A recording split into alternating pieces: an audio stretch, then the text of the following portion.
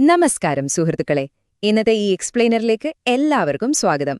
ഇന്ന് നമ്മൾ ചർച്ച ചെയ്യാൻ പോകുന്നത് നമ്മുടെയൊക്കെ ജീവിതത്തെ തന്നെ മാറ്റിമറിക്കാൻ സാധ്യതയുള്ള വളരെ ആഴത്തിലുള്ള ഒരു വിഷയമാണ്. ആത്മീയതയുടെ അടിസ്ഥാനം മനസ്സിന്റെ ശുദ്ധിയാണ് എന്നതാണ് നമ്മുടെ വിഷയം. ഞാൻ ആദ്യം തന്നെ എടുത്തു പറയട്ടെ, ഈ കണ്ടന്റ് പണ്ഡിറ്റ് ശ്രീരാം ശർമ്മ ആചാര്യജി രചിച്ച അധ്യാത്മ കി ആധാർശില മൻ കി സ്വച്ഛത എന്ന യഥാർത്ഥ ഹിന്ദി സാഹിത്യത്തെ അടിസ്ഥാനമാക്കിയുള്ളതാണ്.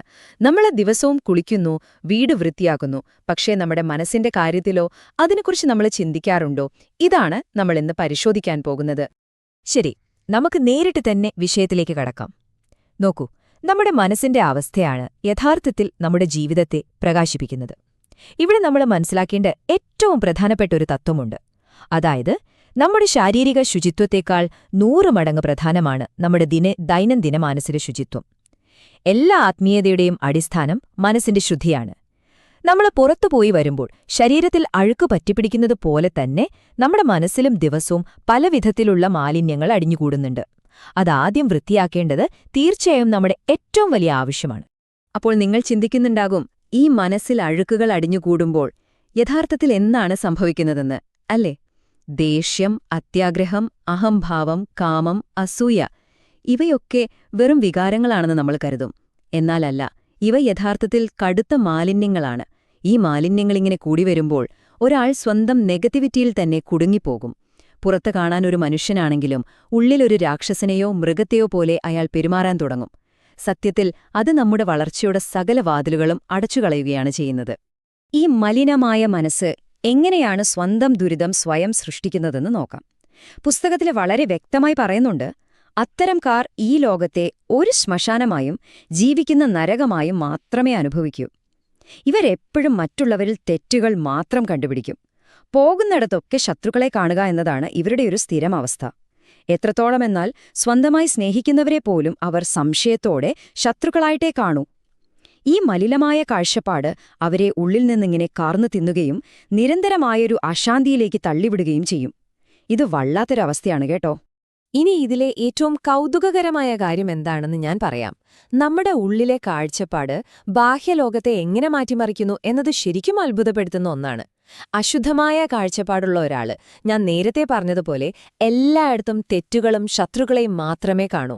എന്നാൽ ശുദ്ധമായ കാഴ്ചപ്പാടുള്ള ഒരാളോ, അവർക്ക് ഈ ലോകം മുഴുവൻ നന്മയുടെയും ഈശ്വരന്റെയും പ്രതിരൂപമാണ്. നമ്മുടെ കാഴ്ചപ്പാട് ഒന്നു മാറുമ്പോൾ തന്നെ ഈ ലോകം മുഴുവൻ നമ്മെ സഹായിക്കാനും സ്നേഹിക്കാനും നിൽക്കുന്നതായി നമുക്ക് ശരിക്കും അനുഭവപ്പെടും. എന്തിലും നന്മകൾ മാത്രം കാണാൻ ശ്രമിക്കുന്നതിന് ഇതിലും മികച്ചൊരു ഉദാഹരണമില്ല. ദത്താത്രേയ മഹർഷിയുടെ ജീവിതം തന്നെ നോക്കാം. അദ്ദേഹത്തെക്കുറിച്ച് പറയുന്നത് കേൾക്കൂ. ദത്താത്രേയ മഹർഷി തന്റെ പുണ്യ അന്വേഷണ കാഴ്ചപ്പാടുണർത്തുകയും കാക്കകൾ, ചിലന്തികൾ, മത്സ്യങ്ങൾ തുടങ്ങിയ ജീവികളിൽ പോലും ഗുരുക്കന്മാരെ കണ്ടെത്തുകയും ചെയ്തു. ഇതിനർത്ഥം പ്രകൃതിയിലെ എന്തിൽ നിന്നും, ഏത് ചെറിയ ജീവിയിൽ നിന്നും നമുക്ക് വലിയ പാഠങ്ങൾ പഠിക്കാൻ കഴിയുമെന്നാണ്. ചുറ്റുമുള്ള മോശമായ കാര്യങ്ങളെ അവഗണിച്ച് നല്ല കാര്യങ്ങൾ മാത്രം തേടാനുള്ളൊരു ശീലം നമ്മൾ വളർത്തിയെടുത്താൽ തീർച്ചയായും ഈ പ്രപഞ്ചം മുഴുവൻ ആനന്ദം നിറഞ്ഞതായി നമുക്ക് കാണാൻ സാധിക്കും. ഇനി ശ്രദ്ധിക്കുക, ഈ മാനസിക ശുദ്ധി നമ്മൾ ഉപജീവനം കണ്ടെത്തുന്ന രീതിയുമായി വളരെ ആഴത്തിൽ ബന്ധപ്പെട്ടിരിക്കുന്നു. പുസ്തകത്തിലെ ഈ വരികൾ ശ്രദ്ധിക്കൂ. നമ്മുടെ സിരകളിലൂടെ ഒഴുകുന്ന, രക്തമായി ഒഴുകുന്ന സത്യസന്ധമായ സമ്പാദ്യം നമ്മുടെ ആത്മാഭിമാനത്തെ ഹിമാലയം പോലെ ആകാശത്തെ തൊടാൻ പ്രാപ്തമാക്കുന്നു. നോക്കൂ, അഴിമതിയില്ലാത്ത 100% സത്യസന്ധമായ അധ്വാനത്തിലൂടെ നമ്മൾ നേടുന്ന അന്നം നമ്മുടെ ശരീരത്തിൽ രക്തമായി മാറുമ്പോൾ അത് നമുക്ക് നൽകുന്നൊരു ആത്മവിശ്വാസമുണ്ട്. ആ ആന്തരിക സംതൃപ്തി ശരിക്കും പറഞ്ഞറിയിക്കാനാവാത്തതാണ്. നമുക്ക് നമ്മളോട് തന്നെ ഒരു ചോദ്യം ചോദിക്കാം. നമ്മളെല്ലാവരും നമ്മുടെ കുടുംബാംഗങ്ങളോട് കാണിക്കുന്ന ആ ഒരു സ്നേഹവും ക്ഷമയും പുറത്തുള്ളവരോട് കാണിക്കാറുണ്ടോ? ഇല്ല അല്ലേ? നമ്മുടെ സ്വന്തം ആളുകളുടെ പല തെറ്റുകളും നമ്മൾ എളുപ്പത്തിൽ ക്ഷമിക്കുകയും മറക്കുകയും ചെയ്യുന്നു. എന്നാൽ അപരിചിതരായ ആളുകളോട് നമ്മൾ വളരെ കഠിനമായിട്ടാണ് പലപ്പോഴും പെരുമാറുന്നത്. ബാഹ്യലോകത്തിനും ഈ ഒരേ ക്ഷമയും സ്നേഹവും നൽകാൻ നമ്മൾ തയ്യാറാകണം എന്നാണ് ഇവിടെ പറയുന്നത്. ഈയൊരു വിശാല മനസ്കത നമ്മൾ വളർത്തിയെടുത്താൽ ഈ മനുഷ്യജന്മത്തിൽ തന്നെ നമുക്ക് വലിയ ആനന്ദം കണ്ടെത്താൻ കഴിയും, ഉറപ്പാണ്. ചിലപ്പോൾ നിങ്ങൾ ചിന്തിക്കുന്നുണ്ടാകും, ആരെങ്കിലും നമ്മെ ചൂഷണം ചെയ്താലോ എന്ന്. അവിടെയും നന്മയിൽ ഉറച്ചു നിൽക്കാൻ വലിയ ആത്മീയ ധൈര്യം ആവശ്യമാണ്. നിങ്ങളുടെ അന്തർലീനമായ നന്മയും മാന്യതയും കൊണ്ട് ദുഷ്ടതയെ കീഴടക്കുക. നമ്മൾ കാണിക്കുന്ന ആ നന്മ നമ്മെ വഞ്ചിക്കുന്ന വ്യക്തിയുടെ മനസ്സിൽ പോലും കാലക്രമേണ ഒരു വലിയ മാനസിക സ്വാധീനം ചെലുത്തും. എന്നെങ്കിലും അവരതോർത്ത് പശ്ചാത്തപിക്കുകയും തീർച്ചയായും നന്മയിലേക്ക് തിരികെയും ചെയ്യും. അതുമാത്രമാണ് യഥാർത്ഥ ആത്മീയ വിജയം.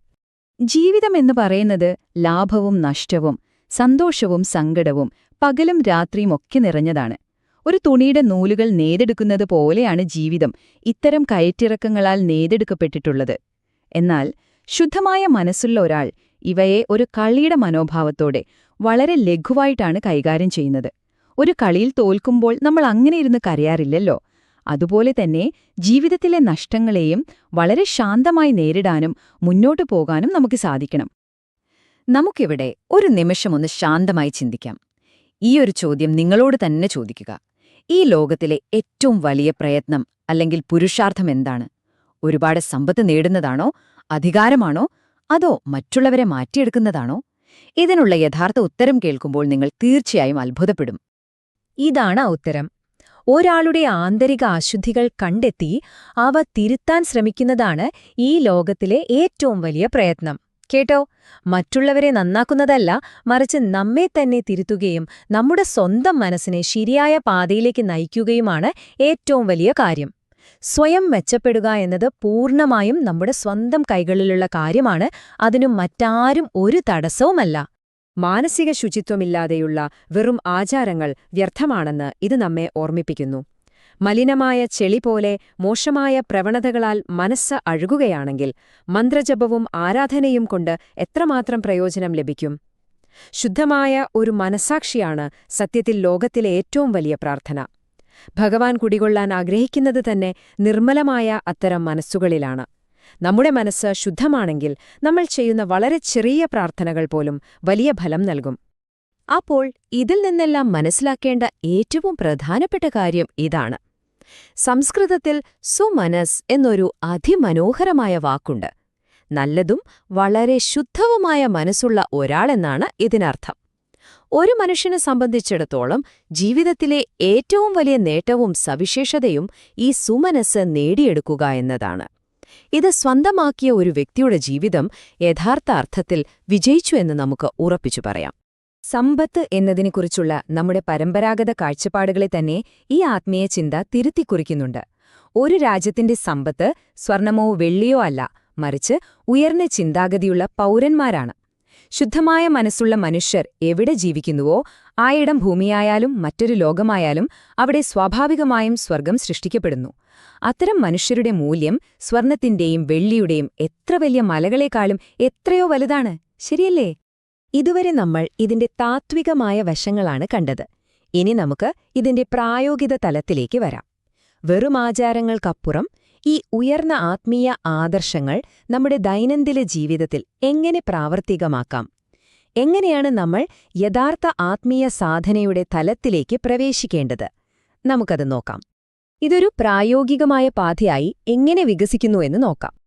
ആദ്യത്തെ പടി, നിങ്ങളുടെ ജീവിതം കൃത്യമായി ചിട്ടപ്പെടുത്തുകയും ആസൂത്രണം ചെയ്യുകയും ചെയ്യുക എന്നതാണ്. രണ്ടാമതായി, പൊതുജന നന്മയ്ക്കുള്ള കാര്യങ്ങളിൽ ഏർപ്പെടുക. ഇനി മൂന്നാമത്തേത്, കർമ്മമാണ് ഈശ്വരപൂജ എന്ന് തിരിച്ചറിയുക. സ്വാർത്ഥമായ ആഗ്രഹങ്ങളിൽ നിന്നുള്ള പൂർണ്ണമോചനവും നിറഞ്ഞ മനസ്സോടെ മറ്റുള്ളവർക്കായി നമ്മൾ ചെയ്യുന്ന സേവനങ്ങളുമാണ് യഥാർത്ഥ മോക്ഷം നൽകുന്നത്. തപസ് അല്ലെങ്കിൽ ആത്മീയ അച്ചടക്കം എന്നത് യഥാർത്ഥത്തിൽ നമ്മെ കൂടുതൽ കരുത്തരാക്കാനുള്ള ഉപകരണങ്ങളാണ്. ഉപവാസം, മൗനം, കാലാവസ്ഥയെ സഹിക്കൽ, ദാനം തുടങ്ങിയവയൊക്കെ ഇതിൽ ഉൾപ്പെടുന്നു. ഇവയെല്ലാം നമ്മുടെ ശാരീരികമായ ദുശ്ശീലങ്ങളെ തകർക്കാനും നമ്മുടെ ആന്തരിക ഇച്ഛാശക്തിക്കനുസരിച്ച് പ്രവർത്തിക്കാൻ ശരീരത്തെയും മനസ്സിനെയും നിർബന്ധിക്കാനും വേണ്ടിയുള്ളതാണ്. ഈ പരിശീലനം നമ്മുടെ ആത്മവിശ്വാസവും ധൈര്യവും അനേക മടങ്ങ് വർദ്ധിപ്പിക്കും എന്നതിൽ സംശയമില്ല. മനസ്സിനെ നിയന്ത്രിക്കുക എന്നത് വെറുമൊരു ഏകാഗ്രത, പിടിച്ചിരുത്തൽ മാത്രമല്ല കേട്ടോ. മനസ്സിനെ നിയന്ത്രിക്കുക എന്നതിനർത്ഥം ഭൗതിക പ്രവണതകളിൽ നിന്നുള്ള ആഗ്രഹങ്ങളെ ആത്മീയ ലക്ഷ്യങ്ങളിലേക്ക് തിരിച്ചുവിടുക എന്നാണ്. നമ്മുടെ ഉള്ളിലെ ആഗ്രഹങ്ങളെ പൂർണ്ണമായും വളരെ ധൈര്യത്തോടെ ഉന്നതമായ ആത്മീയ ലക്ഷ്യങ്ങളിലേക്ക് തിരിച്ചുവിടുന്ന ഒരു പ്രക്രിയയാണിത്. അതിലൂടെ മാത്രമേ നമ്മുടെ മനസ്സ് യഥാർത്ഥത്തിൽ നമ്മുടെ നിയന്ത്രണത്തിലാകുന്നുള്ളൂ. അപ്പോൾ നമ്മൾ അവസാന ഭാഗത്തേക്ക് എത്തിയിരിക്കുകയാണ്. യഥാർത്ഥ ആത്മശക്തി എന്നത് ആത്മീയ ആദർശവാദത്തിനു വേണ്ടി ഏറ്റവും വലിയ ത്യാഗങ്ങൾ ചെയ്യാനുള്ള ധൈര്യമാണ്. ഈ മാനസിക ശുദ്ധിയും ധൈര്യവുമാണ് നമ്മുടെ ഉള്ളിലെ ദൈവീകതയെ ശരിക്കും ഉണർത്തുന്നത്. അതുകൊണ്ട് സ്വയം ഒന്ന് ചിന്തിക്കുക, നിങ്ങളുടെ ഉള്ളിലെ ആ കണ്ണാടിയിലെ പൊടി തുടച്ചുമാറ്റാൻ ഇന്ന് ഈ നിമിഷം നിങ്ങൾ തയ്യാറാണോ? നിങ്ങളുടെ മനസ്സിനെ ശുദ്ധീകരിക്കുക. ലോകം നിങ്ങളെ സ്വർഗ്ഗതുല്യമായ ആനന്ദത്തിലേക്ക് നയിക്കുന്നത് നിങ്ങൾക്ക് കാണാം. ഈ എക്സ്പ്ലെയിനറിൽ ഒപ്പം ചേർന്നതിന് വലിയ നന്ദി. വീണ്ടും കാണാം.